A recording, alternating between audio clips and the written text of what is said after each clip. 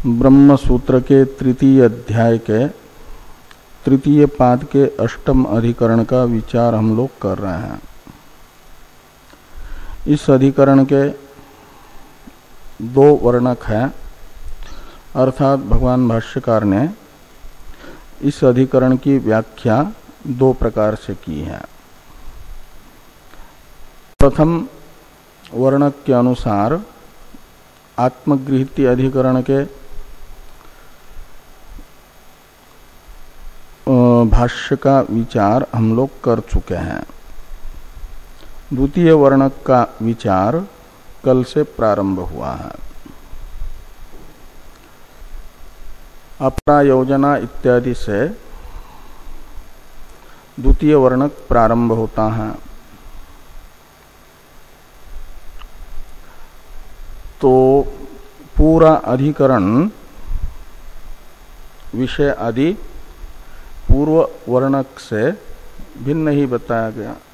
पूर्व वर्णक में ऐत्रेय उपनिषद का उपक्रम वाक्य विषय था। यहाँ पर ज्योतिर्ब्राह्मण तथा छांदोग्य उपनिषद का छठा अध्याय विषय है आत्मगृहीति अधिकरण का द्वितीय वर्णक के अनुसार। और संशय है कि बृहदारण्यक उपनिषद के ज्योतिर्ब्राह्मण के द्वारा प्रतिपाद्य वस्तु और छांदोग्य उपनिषद के छठे अध्याय के द्वारा प्रतिपाद्य वस्तु एक है या भिन्न भिन्न है। ये दोनों प्रकरण एकार्थक है या भिन्न भिन्न अर्थक है, ऐसा संशय इस अधिकरण का एक अंश है, संशय रूप अंश। पूर्व पक्ष है कि छांदोग्य उपनिषद के छठे अध्याय के द्वारा प्रतिपादित अर्थ और बृहदारण्यक उपनिषद के ज्योतिर्ब्राह्मण के द्वारा प्रतिपादित अर्थ भिन्न भिन्न है, एक नहीं। ये दोनों प्रकरण अन्य अन्य अर्थक हैं, एक अर्थक नहीं है, ऐसा पूर्व पक्ष है। पूर्व पक्षी के अपनी प्रतिज्ञा की सिद्धि के लिए पूर्व पक्षी ने हेतु बताया भिन्नोपक्रम को। उपक्रम में भिन्नता है, अतुल्यता है। छांदोग्य उपनिषद का छठा अध्याय प्रारंभ होता है सदैव सौम्य इदमग्रासित एकमेवा द्वितीयम इत्यादि से। वहाँ सत पदार्थ उपक्रम में बताया गया है। सत पदार्थ से उपक्रम है छांदोग्य उपनिषद के छठे अध्याय का। और बृहदारण्यक उपनिषद के ज्योतिर्ब्राह्मण का उपक्रम आत्म पदार्थ से है, कतम आत्मा इत्यादि से। इसलिए उपक्रम अलग अलग प्रकार का होने के कारण मानना चाहिए कि दोनों प्रकरणों का प्रतिपाद्य अर्थ एक नहीं, भिन्न भिन्न है। यद्यपि छांदोग्य उपनिषद के भी उपसंहार में तादात्म्य उपदेश है, स आत्मा तत्वमसि श्वेत केतो इत्यादि, लेकिन पूर्व पक्ष का अभिप्राय है कि उपक्रम छांदोग्य उपनिषद का निश्चित अर्थक होने के कारण असंजात विरोधी उपक्रम के सामर्थ्य से उपसंहार में बताया गया जो तादात्म्य उपदेश है वह तादात्म्य संपत्ति परक रहेगा। अर्थात वहाँ उपक्रम में बताया गया जो सत शब्द के अर्थ के रूप में सत्ता सामान्य नाम की जाति और वह अनात्मा है, उस अनात्मा में आत्मत्व का संपादन छांदोग्य उपनिषद के छठे अध्याय में हो रहा है। और वो अनात्मा सत्ता सामान्य में आत्मत्व का संपादन सत्ता सामान्य की आत्म रूप से उपासना के लिए है। इसलिए एक प्रकार से पूर्व पक्ष की मान्यता के अनुसार छांदोग्य उपनिषद का जो छठा अध्याय है वह सत्ता सामान्य की आत्म रूप से संपद उपासना परक है। वहाँ पर विद्या है संपद उपासना, सत्पदार्थ की आत्म रूप से उपासना। ये छांदोग्य उपनिषद के छठे अध्याय की विद्या है। और बृहदारण्यक उपनिषद के ज्योतिर्ब्राह्मण के द्वारा बताई गई विद्या है वो निर्गुण ब्रह्म विद्या। इस प्रकार ये अलग अलग विद्याएं होने के कारण पूर्व पक्ष के अनुसार उन भिन्न भिन्न विद्याओं का अलग अलग दो प्रकरण में बताई गई गुणोपसंहार एक दूसरे में नहीं होगा। ये फल है पूर्व पक्ष के मत में। और सिद्धांत मत में फल है कि छांदोग्य की सद्विद्या और ज्योतिर्ब्राह्मण की ज्योतिर्विद्या ये अलग अलग नहीं, एक है। दोनों भी निर्गुण ब्रह्म विद्याएं हैं। एक विद्या होने से गुणोपसंहार ये सिद्धांत मत में फल होगा। इस प्रकार ये फल भेद सिद्धांत और पूर्व पक्ष के अनुसार अलग अलग फल होगा। और पूर्व पक्ष यहाँ तक हम लोग देख चुके हैं। संगति रूप अंश को आत्मगृहिती अधिकरण की संगति जो आध्यानाधिकरण है सप्तम अधिकरण, उसके साथ टीकाकार बता रहे हैं। तो टीका को देखिए 699 पृष्ठ पर प्रथम पंक्ति में ही संगति बताई जा रही है। पूर्वत्र वाक्य ऐक्यात अर्थादि परत्वं त्यक्त्वा विद्या ऐक्यम उक्तम इह तु सदात्म शब्दाभ्याम जात्यात्मवाचीभ्याम उपक्रम भेदात वाक्य भेदे सति विद्या भेद इति प्रत्युदाहरण संगति। तो पूर्वत्र यानी पूर्वस्मिन अधिकरण है। पूर्व अधिकरण है आध्यानाधिकरण, ये 8वां अधिकरण है। इससे पूर्ववर्ती अधिकरण है 7वां अधिकरण, उसका नाम है आध्यानाधिकरण। और उसमें ये बताया गया इंद्रियभ्य परा ह्यर्था ह्यर्थेभ्यश्च परम मन से लेकर के पुरुषान्न परम किंचित सा काष्ठा सा परागति तक एक वाक्य है। और उस पूरे मंत्र में प्रतिपाद्य पुरुष है। और जो परत्व की पराकाष्ठा है, और परत्व का अर्थ है सूक्ष्मत्व, व्यापकत्व, आभ्यंतरत्व। तो जिससे दूसरा कोई पर नहीं का अर्थ है, जिससे कोई दूसरा सूक्ष्म नहीं, अणु अनियान है यह पुरुष आत्मा। और जिससे कोई व्यापक नहीं का अर्थ है, यही निरतिशय अपरिछिन्न है, व्यापक है। और पर है का अर्थ जिससे दूसरा कोई आभ्यंतर नहीं है, सर्वाभ्यंतर ये है पुरुष। और उसी पुरुष का प्रतिपादन करने के लिए पूर्व में अर्थादि का कथन है। इंद्रियभ्य परा ह्यर्था इत्यादि से आत्मज्ञान के लिए यहाँ अर्थादि को पूर्व की अपेक्षा पर बताया गया है। जो मंद मध्यम बुद्धि वाले हैं जिज्ञासु, उन्हें सहसा निरतिशय जो सूक्ष्म वस्तु है, निरतिशय आभ्यंतर वस्तु है, निरतिशय अपरिच्छिन्न वस्तु है, उसका ग्रहण नहीं हो पाता। इसलिए सापेक्ष पर वस्तुओं को पूर्व में बताया गया है कि परत्व का संस्कार धीरे धीरे पड़े और फिर परत्व के संस्कार से संस्कारित जो सूक्ष्म बुद्धि होगी उससे निरतिशय सूक्ष्म पुरुष पदार्थ का ग्रहण होगा। इस दृष्टि से उस मंत्र में अनेक वाक्य नहीं अपितु सिद्धांति के अनुसार एक वाक्य है।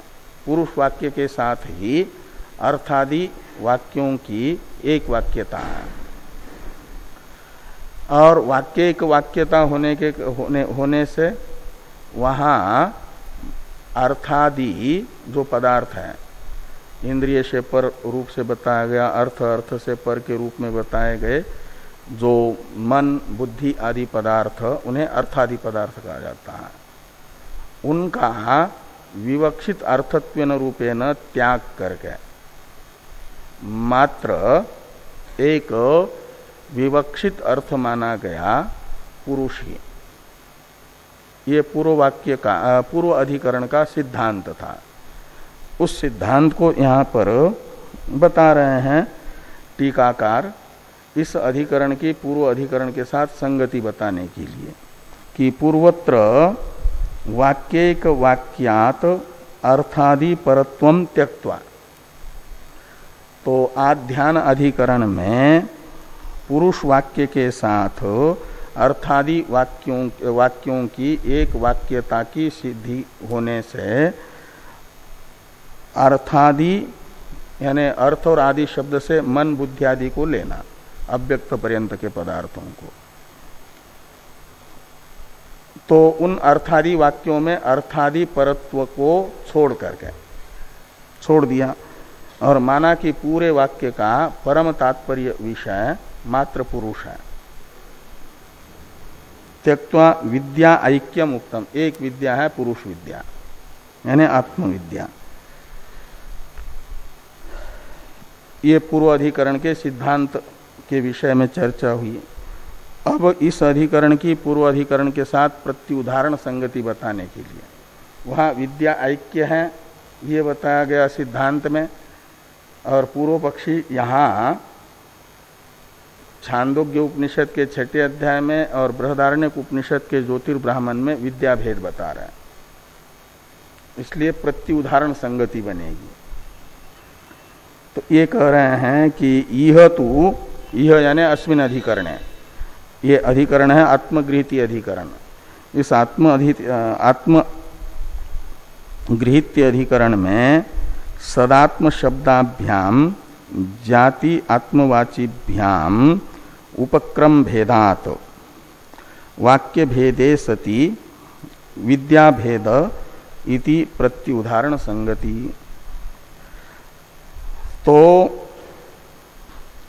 ये छांदोग्य उपनिषद का 6 अध्याय जिसका उपक्रम सत शब्द से होता है। सत शब्द सत्ता सामान्य का यानी जाति का वाचक है और ज्योतिर्ब्राह्मण का उपक्रम आत्म शब्द से हुआ। आत्मा शब्द जाति का वाचक नहीं है पूर्व पक्ष के अनुसार, तो आत्मा यानी आभ्यंतर वस्तुवाची है पूर्व पक्ष के अनुसार आत्मा शब्द। तो इसलिए जाति और आत्मवाची जो सत शब्द तथा आत्म शब्द हैं, इनसे प्रकृत अधिकरण के विषय रूप प्रकरणों का आरंभ है, उपक्रम है। छांदोग्य उपनिषद का 6 अध्याय एक इस अधिकरण का विषय है, उसका उपक्रम जातिवाचक सत शब्द से है, और बृहदारण्यक का ज्योतिर्ब्राह्मण भी इस अधिकरण का विषय है, उसका उपक्रम आत्म शब्द से है। तो ये जाति आत्मवाचीभ्याम सदात्म शब्दाभ्याम ये उपक्रम होने से, भिन्न भिन्न शब्दों से उपक्रम हुआ। जाति अजाति रूप अर्थ के वाचक शब्दों से उपक्रम ये भिन्न अर्थक उपक्रम है। छांदोग्य उपनिषद के उपक्रम में तो छठे अध्याय के उपक्रम में जाति की चर्चा है और उसमें आत्मा की चर्चा है उपक्रम में, ज्योतिर्ब्राह्मण में।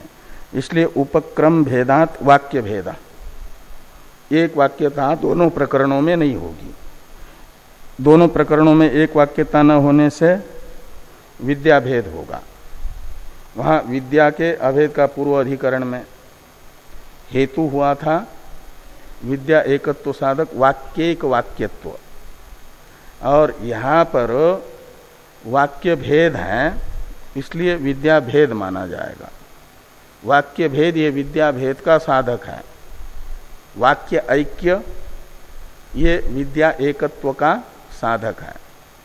तो यहाँ वाक्य भेद है, वाक्य एकत्व नहीं है। और वाक्य भेद क्यों है? तो उपक्रम भिन्न भिन्न होने से। ज्योतिर्ब्राह्मण का उपक्रम और छठे अध्याय का उपक्रम छांदोग्य के भिन्न भिन्न अर्थक शब्दों से होने से माना जाएगा वाक्य भेद। वाक्य भेद होने से दोनों प्रकरणों में विद्या भिन्न भिन्न मानी जाएगी। तो भिन्न भिन्न विद्या होने से प्रत्युदाहरण संगति आत्मगृहीति अधिकरण की आध्यानाधिकरण के साथ होगी। ये यहां पर कहा पूर्वत्र वाक्यैक वाक्यात पूर्वत्र वाक्यैक्यात अर्थादि परत्वं त्यक्त्वा विद्या ऐक्यम उक्तम इह तु सदात्म शब्दाभ्याम जात्यात्मवाचिभ्याम उपक्रम भेदात वाक्य भेदे सति विद्या भेद इति प्रत्युदाहरण संगति। तो यदि ये जो छांदोग्य उपनिषद का उपक्रम पूर्व पक्षी कह रहे हैं जाति के वाचक सत पदार्थ से हैं, सत शब्द से हैं, और ज्योतिर्ब्राह्मण का उपक्रम जो जाति का वाचक नहीं अपितु आत्मा के वाचक शब्द आत्मा शब्द से हैं, इसलिए वाक्य भेद है। वाक्य एकत्व की सिद्धि के लिए कोई ये कहे कि आत्मा शब्द भी जाति का वाचक है, आत्मत्व जाति का, ऐसा यदि सिद्धांती कहते हैं तो वैशेषिक कहते हैं हमारे मत में तो आत्मा शब्द जाति का वाचक हो सकता है, लेकिन आपके मत में आत्मा शब्द जाति का वाचक नहीं हो सकता। जिनके यहाँ आत्मभेद है, आत्मा अनेक है, उनके यहाँ तो आत्मा में रहने वाला आत्मत्व धर्म जाति रूप होने के कारण और पदों की शक्ति जाति में मानने के कारण जाति का वाचक आत्मा शब्द बन सकता है। और वेदांति के यहाँ तो आत्मभेद नहीं है, एक आत्मा है, और एक आत्मा में रहने वाले उसके धर्म को जाति नहीं माना जाता, आत्मत्व को, क्योंकि जाति का लक्षण उसमें नहीं घटता। जाति का लक्षण है अनेक समवेत, नित्यत्व सति अनेक समवेतत्वम, जातित्वम। जो नित्य हो, अनेक में समवाय संबंध से रहता हो, उसे जाति कहा जाता है, उसे जाति कहते हैं। तो आत्मत्व धर्म तो नित्य तो है, लेकिन वेदांत मत में आत्मा वस्तु एक होने से, आत्मा पदार्थ एक है, इसलिए वो अनेक में समवाय संबंध से नहीं रहेगा। आत्मत्व धर्म एक आत्म व्यक्ति में रहेगा, और एक आत्म व्यक्ति में रहने वाले आत्मत्व धर्म में जाति का नित्यत्व ये अंश तो घट रहा है, लेकिन अनेक समवेय तत्व ये जो जाति के लक्षण का द्वितीय अंश है वो नहीं घटता, इसलिए जाति उसे नहीं माना जाता। इसलिए आत्मा शब्द को वेदांत मत में जाति का वाचक नहीं कहा जा सकता, ये पूर्व पक्षी कह रहे हैं। न च आत्म शब्दो जातिवाचक, आत्मा शब्द जाति का वाचक नहीं है। क्यों? कहते आत्म व्यक्ति ऐक्यात, आत्मा वेदांत मत में एक होने से और एक व्यक्ति में रहने के कारण आत्मत्व धर्म को जाति नहीं माना जाएगा। तो जातीय अभावात यानी आत्मत्व धर्म में जाति का लक्षण समन्वित न होने से, ये जातीय अभावात का अर्थ है। तो फिर आत्मा शब्द जाति का वाचक नहीं होगा तो किसका वाचक होगा? तो कहते सर्वांतर वस्तुवाचक। वेदांत मत में जो पर शब्द के द्वारा बताया गया निरतिशय आभ्यंतरत्व है उसका वाचक है। तो सर्वांतर वस्तुवाचक, तो इसलिए वो उपक्रम भेद ही है, उपक्रम की समानता नहीं दिखाई जा सकती। जैसे सत शब्द जाति का वाचक है, ऐसे ज्योतिर्ब्राह्मण में आत्मा शब्द भी जाति का वाचक होगा, ये वेदांती नहीं कह सकते। ये पूर्व पक्षी ने कहा। यदि वेदांती ये कहें कि आत्मत्व धर्म भी जाति है, क्योंकि हमारे मत में भी आत्मा वस्तुतः एक होने पर भी आत्मा में औपाधिक भेद है और उस कल्पित भेद को लेकर के उस आत्मा में रहने वाला जो आत्मत्व धर्म है वह अनेक आत्माओं में रहेगा।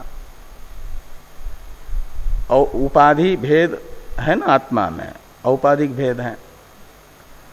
देवदत्त अलग है, मनुष्य अलग है, तो आपका ये पशु अलग है, देवता अलग है, इनमें अलग अलग आत्मा है।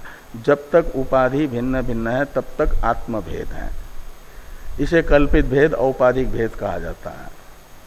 और औपाधिक आत्मभेद होने से आत्माएं अनेक हो गई तो उनमें रहने वाला आत्मत्व धर्म अनेक समवेत होने से और नित्य होने से जाति का लक्षण उसमें घट रहा है। जाति का लक्षण घटने के कारण उसे जाति मानो और आत्मा शब्द को जाति का वाचक मानो। तो सत्ता शब्द भी जाति का वाचक और आत्मा शब्द भी जाति का वाचक, दोनों में जाति वाचक शब्द से ही उपक्रम होने से, उपक्रम भेद जो वाक्य भेद का प्रयोजक बताया वह असिद्ध हुआ, इसलिए वाक्य भेद सिद्ध नहीं होगा। वाक्य भेद सिद्ध नहीं होगा तो विद्या एक सिद्ध होगी। ऐसा यदि सिद्धांती कहते हैं तो पूर्व पक्षीय कह रहे तब भी कल्पित आत्मत्व जाति का वाचक आत्मा शब्द को मानोगे तब भी छांदोग्य उपनिषद के 6 अध्याय का और ज्योतिर्ब्राह्मण का उपक्रम भेद ही रहेगा। इसलिए वाक्य भेद ही रहेगा और वाक्य भेद होने से विद्या भेद होगा। इसे आगे वाले वाक्य से पूर्व पक्षी बता रहे हैं कि कल्पित जाति वाचित्वेपि, आप आत्मा में कल्पित भेद स्वीकार करते हो, इसलिए अनेक आत्मा हो गई औपाधिक रूप से, तो उनमें रहने वाला समवाय संबंध से आत्मत्व धर्म मानोगे और उसे जाति मानोगे तो भी, तो कल्पित आत्मा शब्द कल्पित आत्मत्व जाति का वाचक होने पर भी उपक्रम भेद जो वाक्य भेद का प्रयोजक हमने बताया वह असिद्ध नहीं हो सकता, वह सिद्ध ही है। उपक्रम भेद स्फुट एव, यानी स्पष्ट ही उपक्रम भेद है। कैसे? तो कहते सत्ता आत्मत्वयोर भेदात। हमारे मत में सत्ता ये पर सामान्य है और आत्मत्व जाति अपर सामान्य है, ये भिन्न भिन्न है, एक नहीं है। तो सत्ता तथा आत्मत्व ये दोनों सामान्य होने पर भी, जाति होने पर भी, जाति के अवान्तर 2 भेद हैं। पर सामान्य अपर सामान्य ऐसा, ये वैशेषिकों का कथन है। तो दो प्रकार की जाति हैं, पर सामान्य अपर सामान्य, और सत्ता पर सामान्य है, आत्मत्व अपर सामान्य है। तो छांदोग्य उपनिषद का 6ठे अध्याय का उपक्रम माना जाएगा पर सामान्य के वाचक सत शब्द से, और ज्योतिर्ब्राह्मण का उपक्रम माना जाएगा पर सामान्य से भिन्न जो अपर सामान्य है आत्मत्व, उसके वाचक आत्मा शब्द से। तब भी भिन्न उपक्रम में एक अर्थ नहीं हुआ, भिन्न भिन्न ही अर्थ हुआ। तो भिन्नार्थक उपक्रम होने से भिन्न उपक्रम होगा, तो उपक्रम भेद होने से वाक्य भेद होगा, वाक्य भेद होने से विद्या भेद होगा। ये पूर्व पक्षी का कथन है कि कल्पित जाति वाचित्वेपि उपक्रम भेद स्फुट एव सत्ता आत्मत्वयोर भेदात इति मंतव्यम, ऐसा समझना चाहिए। इस प्रकार ये पूर्व पक्ष हुआ यहां तक। अब सिद्धांत को बता रहे हैं भगवान भाष्यकार। तथा प्राप्ते अभिधीयते, इससे इसका अवतरण है टीका में, सिद्धांत यति तथा इत्यादिना। तो छांदोग्य उपनिषद का 6ठा अध्याय तथा बृहदारण्यक उपनिषद का ज्योतिर्ब्राह्मण भिन्नार्थक हैं, यह पूर्व पक्ष प्राप्त होने पर। तथा का अर्थ है, तथा प्राप्ते इतने का अर्थ है कि इन दोनों प्रकरणों में भिन्नार्थकत्व रूप पूर्व पक्ष की प्राप्ति होने पर अभिधीयते, यानी अस्माभि अभिधीयते, हमारे द्वारा पूर्व पक्ष का निराकरण करते हुए सिद्धांत के रूप में ये कहा जा रहा है अभिधीयते। हाँ, भाषण है अभिधीयते, इसलिए उसका अर्थ निकलेगा उच्यते अस्माभि।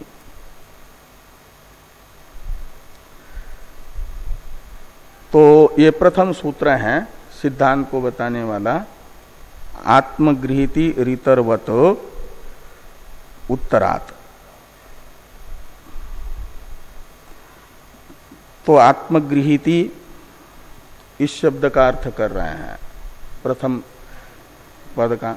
कुल मिलकर के 3 पद है ना, आत्मगृहीति, इतरवत, उत्तरात।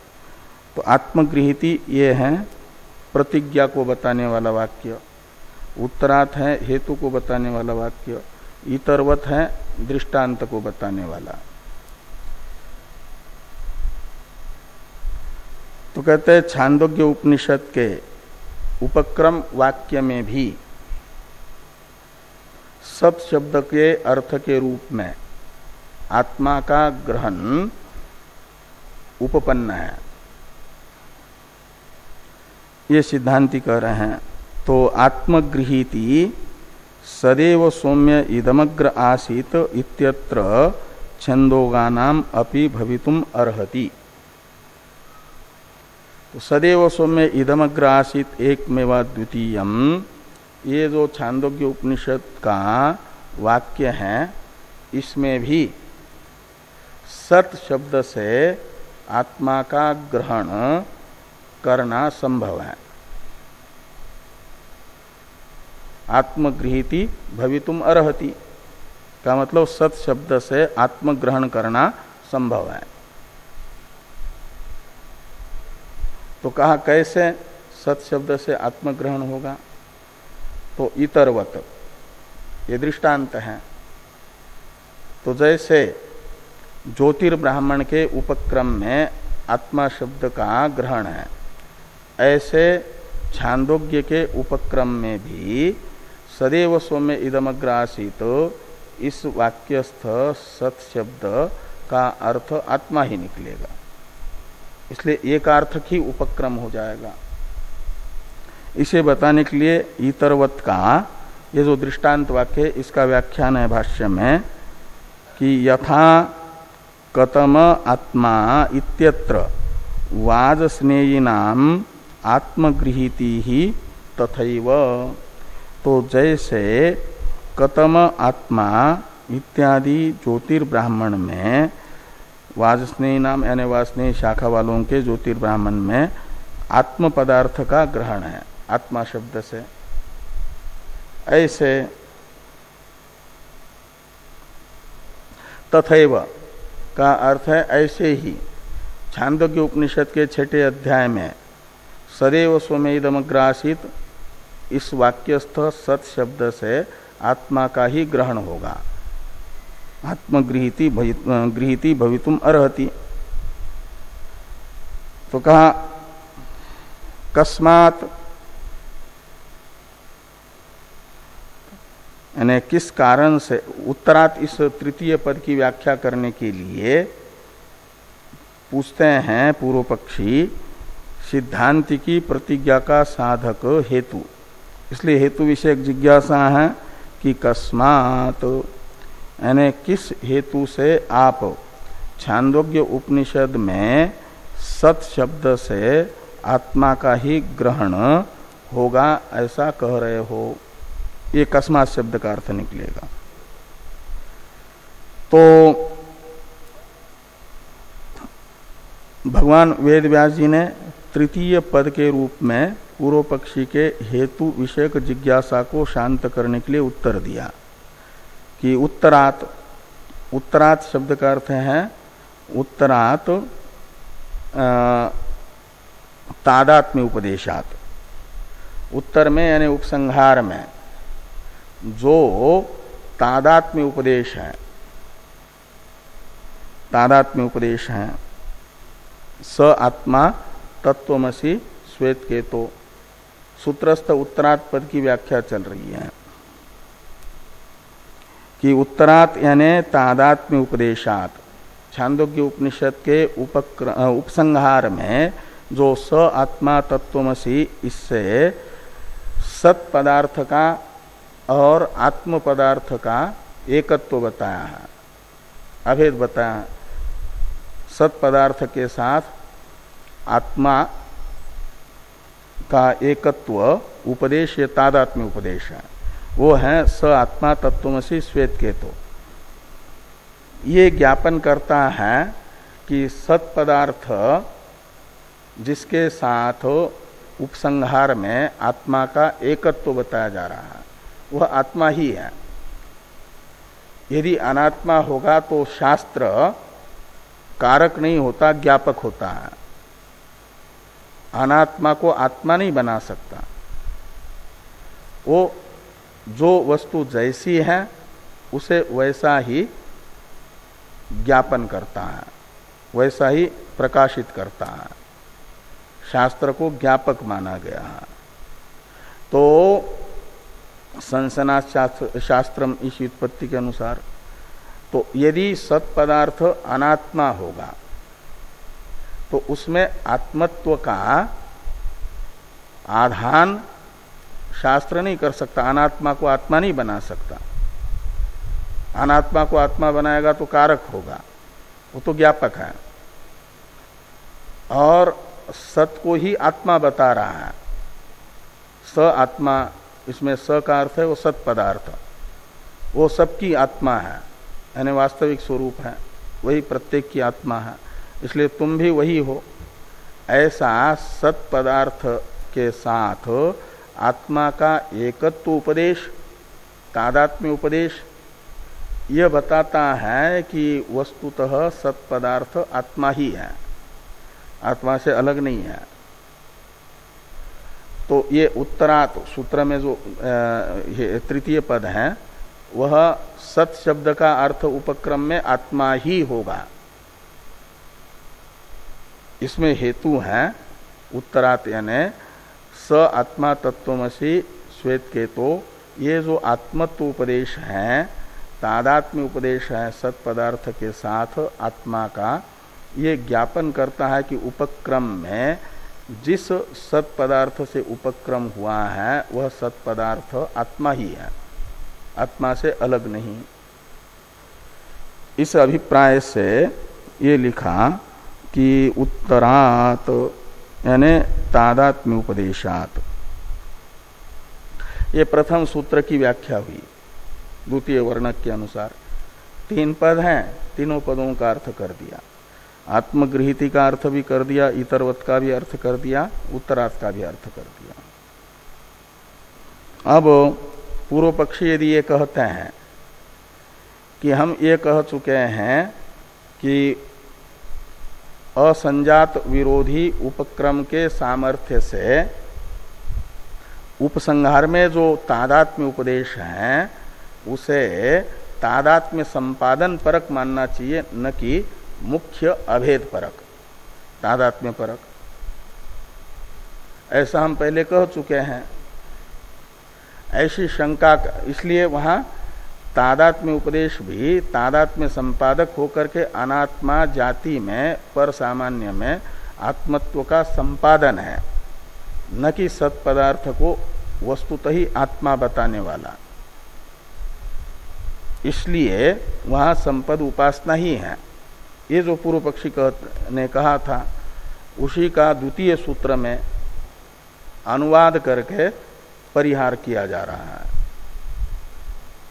अन्वयात इति चेत स्यात् अवधारणात्, ये जो द्वितीय सूत्र है इसकी व्याख्या कर रहे भाष्कर भगवान। तो अन्वयात इति चेत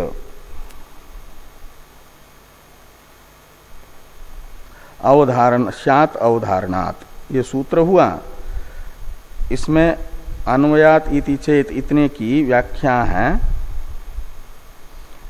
कि यद उक्तम उपक्रम अन्वयात उपक्रमे च आत्मशब्द श्रवणाभावात् नात्मगृहीति इति तस्य क परिहार इति चेत, ये अन्वयात इति चेत इतना जो पूर्व पक्ष का अनुवाद अंश है सूत्र में, उसकी व्याख्या हुई। तो पूर्व पक्षी ने जो ये कहा था उपक्रम अन्वयात, ये अन्वयात शब्द का अर्थ, सूत्रस्थ अन्वयात शब्द का अर्थ कर दिया उपक्रम अन्वयात। और उपक्रम अन्वयात शब्द का अर्थ टीका में टीकाकार करते हैं कि उपसंहारस्य उपक्रमाधीनत्वात् इत्यर्थ, ये कर रहे हैं। उपक्रम यानी सूत्रस्थ अन्वयात शब्द का भाष्यकार भगवान ने अर्थ कर दिया उपक्रम अन्वयात। भाष्य में सूत्र में केवल अन्वयात था, उसी का भाष्य में अर्थ भाष्यकार भगवान ने किया उपक्रम अन्वयात। और उपक्रम अन्वयात का अर्थ टीकाकार ने भाष्य के उपक्रम अन्वयात इस पदार्थ को स्पष्ट करते हुए बताया कि उपक्रमाधीनत्वात् उपसंहारस्य इत्यर्थ। इसलिए भाष्यस्थ उपक्रम अन्वयात का अर्थ निकलेगा उपक्रमानुसारी उपसंहार होने से, उपसंहार को उपक्रम के अधीन माना जाने से। वहां उपक्रम में सत्शब्द पर सामान्य का वाचक है, तो उपसंहार में जो तादात्म्य उपदेश है जिससे उपक्रमस्थ सत्शब्द का पर सामान्य ही अर्थ बना रहे, ऐसा ही उपसंहार का अर्थ करना पड़ेगा। और स आत्मा तत्वमसि इस तादात्म्य उपदेश को तादात्म्य उपदेश परक ही मानेंगे, सत पदार्थ और आत्मा पदार्थ को एक बताने वाला मानेंगे, तब तो सत पदार्थ आत्मा हो जाएगा, पर सामान्य नहीं रहेगा। तो और न्याय तो ये बताता है कि जो निश्चितार्थक असंजात विरोधी उपक्रम होता है उसके अनुसार उपसंहार करना होता है, उपसंहार का अर्थ निकालना होता है।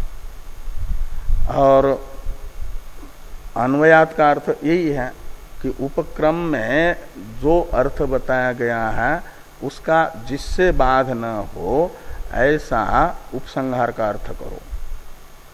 और ऐसा अर्थ करेंगे तो तादात्म्य उपदेश परक स आत्मा तत्वमसि इस वाक्य को न मान करके तादात्म्य संपत्ति परक माना जाएगा, ये पूर्व पक्षी ने कहा था।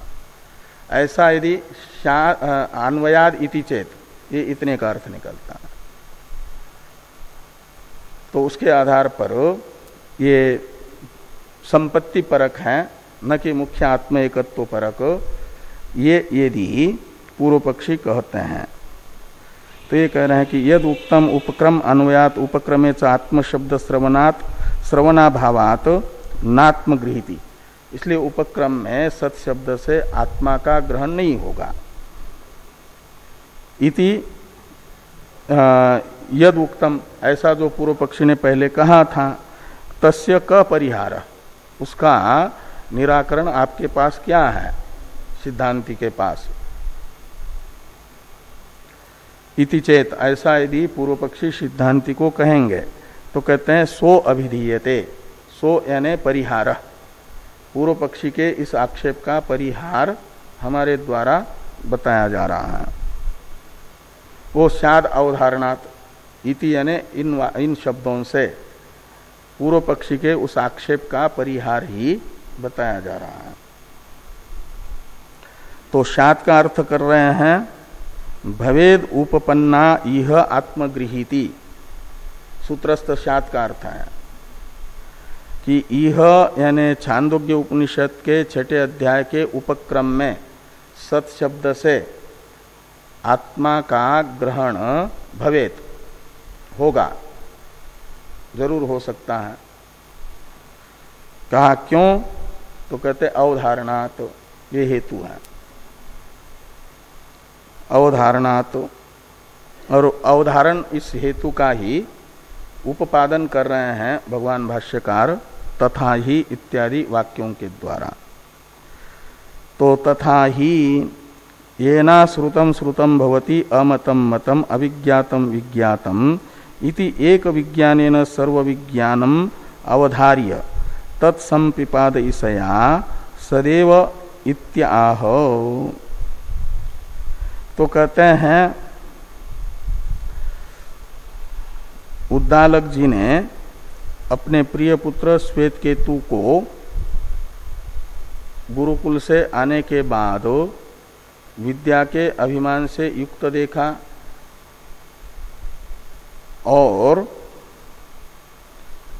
उसका अभिमान जिससे निवृत्त हो, ऐसा एक प्रश्न किया कि क्या श्वेतकेतु तुम अपने गुरुजी से वह विद्या प्राप्त कर चुके हो, उस वस्तु को जान चुके हो जिस वस्तु को जानने के बाद में कुछ भी जानना बाकी नहीं रहता, जिस वस्तु को सुनने के बाद कुछ सुनना बाकी नहीं रहता, जिस वस्तु का मनन करने के बाद कोई भी पदार्थ मंतव्य शेष नहीं रहता, और जिसका ज्ञान प्राप्त होने पर कुछ भी जानना बाकी नहीं रहता, सब कुछ जाना जाता है। ऐसी वस्तु का ज्ञान अपने गुरुजी से क्या प्राप्त कर चुके हो? तो कहा ऐसा तो हमने जाना ही नहीं, और ऐसी कोई वस्तु होती भी है क्या? यदि होती तो जरूर मेरे गुरुजी मुझे बताते, क्योंकि मैं गुरुजी का बड़ा प्रिय शिष्य रहा हूं 12 वर्ष तक, और वो जो जो जानते थे सब मुझे बता चुके हैं। और आप पूछ रहे हैं तो निश्चित ही ऐसी कोई वस्तु हो सकती है, लेकिन मैं ये समझता हूं कि मेरे गुरुजी ने तो उनके पास जो विद्या थी वो सब मुझे दी। शायद जिस वस्तु की चर्चा आप कर रहे हो उस वस्तु का ज्ञान मेरे गुरुजी को नहीं होगा, होता तो जरूर मुझे बताते, इसलिए आप ही बताइए वो कौन है। तो इस प्रकार ये जो ऋषि उद्दालक जी का और उनके प्रिय पुत्र श्वेतकेतु का संवाद है। ऋषि उद्दालक जी के प्रश्न के पश्चात जिस वस्तु को जिस एक वस्तु का ज्ञान समस्त वस्तु के का ज्ञान संपादक है, जिसको जानने के बाद सब कुछ जाना जाता है।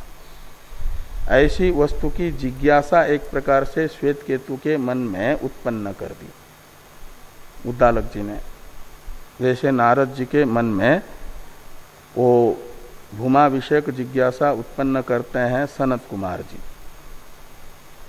ऐसे प्रश्न करके एक आत्म वस्तु की जिज्ञासा उत्पन्न कर दी, और फिर उसकी जिज्ञासा को शांत करने के लिए ही सदैव सौम्य इदमग्र आसीत एकमेवा द्वितीयम इत्यादि का प्रारंभ है। और इसमें यदि सत शब्द का अर्थ जैसा पूर्व पक्षी करना चाह रहे हैं, पर सामान्य वैशेषिक, और पर सामान्य ही सत शब्द का अर्थ करेंगे, आत्मा ये सत शब्द का अर्थ नहीं करेंगे, तो पर सामान्य को जानने से सबका ज्ञान नहीं होगा। पर सामान्य से भिन्न ही मुख्य आत्म वस्तु है पूर्व पक्ष के अनुसार, वैशेषिकों के अनुसार। पर सामान्य से तो भिन्न कितने कितने पदार्थ हैं, और यहाँ पर कह भी चुका है कि आत्मत्व और सत्ता भिन्न भिन्न पदार्थ हैं करके। तो इसलिए सत्ता पदार्थ का ज्ञान होने से आत्मा का ज्ञान नहीं होगा, तो एक ज्ञान से सर्व ज्ञान की जो प्रतिज्ञा है और उस वस्तु की जिज्ञासा श्वेत केतु के मन में उत्पन्न की है उद्दालक जी ने, जिस वस्तु को जानने से सबका ज्ञान होता है। और सत पदार्थ वो पदार्थ होगा, सत पदार्थ यदि पर सामान्य होगा, तो पर सामान्य को जानने मात्र से आत्म वस्तु का ज्ञान नहीं होगा, तो एक ज्ञान से सर्व ज्ञान संपादन नहीं हो पाएगा। इसलिए वहाँ सत पद का अर्थ आत्मा करते हैं यदि, तो आत्मज्ञान से बृहदारण्यक उपनिषद के मैत्रेयी ब्राह्मण में याज्ञवल्क्य जी ने कहा है कि आत्मा के ज्ञान से सब कुछ जाना जाता है। आत्मनो विज्ञानेन सर्वम विज्ञातम भवति, ऐसा आता है। तो आत्मा के आत्मज्ञान से आत्मा में ही सब कुछ वेदांत सिद्धांत के अनुसार अध्यस्त होने से, आरोपित होने से, अधिष्ठान के ज्ञान से अध्यस्त वस्तु फिर अधिष्ठान से वस्तुतः अलग न होने से शेषी नहीं रहती। इसलिए कहा जाता है कि अधिष्ठान रूप से अध्यस्त वस्तु का वास्तविक स्वरूप है अधिष्ठान, उस रूप से वो जानी ही जाती है, क्योंकि एक ही है। वेदांत मत के अनुसार वस्तुतः परमार्थ अवस्था में एक ही पदार्थ है, वो आत्मा है। और उस आत्मा को जान लिया तो फिर अध्यस्त समस्त वस्तु का ज्ञान होता है। रस्सी को जान लिया तो अलग अलग भ्रांत पुरुषों को रस्सी मंद अंधकार में किसी को सर्प के रूप में, किसी को दंड के रूप में, किसी को माला के रूप में, किसी को भूरेखा के रूप में प्रतीत हो रही थी। लेकिन विवेकी यदि रस्सी को रस्सी के रूप से जानता है तो माना जाता है भ्रांति से रस्सी में आरोपित जो सर्पादि है वो सब कुछ उससे जाने गए, क्योंकि वे सर्पादि रस्सी से अलग नहीं है। ऐसे अधिष्ठान को जानने वाला अध्यस्त सब वस्तु अधिष्ठान से अलग है नहीं, इस रूप में वो जान सकता है। वो तब होता है कि सत शब्द का अर्थ समस्त द्वैत कल्पना का अधिष्ठान ये करेंगे। हाँ, बाधित करके तो सर्प, माला, भूरेखा इन सब को रस्सी रूप कहते हैं। रस्सी रूप कैसी है वो? तो मालादि का बाध करके। तो इसी अभिप्राय से ये कह रहे हैं अवधारणात् की व्याख्या करते हुए कि तथा ही येना श्रुतम श्रुतम भवति अमतम मतम अविज्ञातम विज्ञातम इति एक विज्ञानेन सर्व विज्ञानम अवधार्य तत्संपिपादयिसया सदैव इत्याह। तत्संपिपादयिसया में तत्शब्द का अर्थ है वो आपका एक विज्ञान से सर्व विज्ञान, एक विज्ञान से सर्व विज्ञान का संपादन करने की इच्छा से ये कहा जा रहा है सदैव सौम्य इदमग्र आसीत्।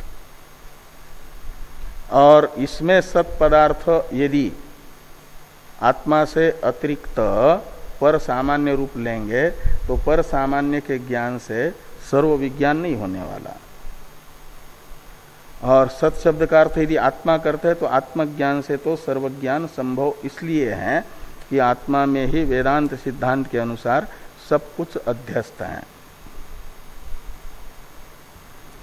ये आगे कह रहे हैं कि तच्च आत्मगृहीतो सत्याम संपद्यते। तत्का अर्थ एक ज्ञान से सर्व विज्ञान का उपादन संपादन, ये तब संभव है एक ज्ञान से सर्व ज्ञान। कब? तो आत्मगृहीतो सत्याम, सत शब्द से आत्मा का ग्रहण करेंगे, सत शब्द को आत्मा का वाचक मानेंगे, तभी सत पदार्थ के ज्ञान से यानी आत्मज्ञान से सर्व विज्ञान उपपन्न होगा। अन्यथा का अर्थ है पूर्व पक्ष के अनुसार पर सामान्य सत शब्द का अर्थ करेंगे तो ये एक ज्ञान से सर्व ज्ञान संपन्न नहीं हो पाएगा। अन्यथा ही योयम मुख्य आत्मा स न विज्ञायते। अन्यथा का अर्थ है सत शब्द का अर्थ पर सामान्य करने पर क्या होगा कि एक ज्ञान से आत्मज्ञान पर सामान्य के ज्ञान से नहीं हो पाएगा, तो आत्मा अलग ही शेष रहेगा, तो एक ज्ञान से सर्व ज्ञान ये सिद्ध नहीं हो पाएगा। तो स न विज्ञायते इति नैव सर्व विज्ञानम संपद्येत। इसलिए एक ज्ञान से सर्व ज्ञान का उपादन करने के लिए जो सदैव सौम्य इत्यादि उपक्रम हुआ है, उस उपक्रम को पूर्व में की हुई जो प्रतिज्ञा है एक ज्ञान से सर्व ज्ञान की, उस प्रतिज्ञा की सिद्धि के अनुकूल लगाना पड़ेगा। और वो तब हो सकती है जब सत शब्द का अर्थ आत्मा करेंगे। ये पूर्व पक्षी ने कहा, ओहो सिद्धांतियों ने कहा तच्च आत्मगृहीतो सत्याम संपद्यते अन्यथा ही योयम मुख्य आत्मा स न विज्ञायते इति नैव सर्व विज्ञानम संपद्येत सिद्धांत है। इसलिए सत शब्द का अर्थ आत्मा ही होगा। तो ज्योतिर्ब्राह्मण में भी आत्मा शब्द से उपक्रम है और छांदोग्य उपनिषद के 6 अध्याय का भी उपक्रम आत्म पदार्थ से है यदि, तो दोनों का उपक्रम एक जैसा ही हुआ, एक अर्थक ही हुआ। इसलिए उपक्रम भेद जो पूर्व पक्षी ने वाक्य भेद का प्रयोजक बताया था वो असिद्ध हुआ। उपक्रम भेद तो तब होगा जब ज्योतिर्ब्राह्मण में आत्मा की चर्चा हो उपक्रम में, और छांदोग्य उपनिषद के उपक्रम में किसी अनात्मा की चर्चा हो, तब तो उपक्रम भेद होगा, वाक्य भेद होगा, विद्या भेद होगा। लेकिन ज्योतिर्ब्राह्मण में भी आत्मा ही उपक्रम में कथित है और छांदोग्य में भी सत शब्द का अर्थ आत्मा ही है। सत शब्द से आत्मा का ग्रहण करने पर ही एक ज्ञान से सर्व ज्ञान की प्रतिज्ञा उपपन्न हो रही है, पर सामान्य सत शब्द का अर्थ करने पर नहीं हो रही है। इसलिए आत्मा ही उपक्रम में छांदोग्य के भी उक्त हुआ। तो दोनों में उपक्रम में एक ही अर्थ है, उपक्रांत अर्थ एक हो गया, तो उपक्रम भेद नहीं होगा, अर्थ भेद से उपक्रम भेद माना जाएगा।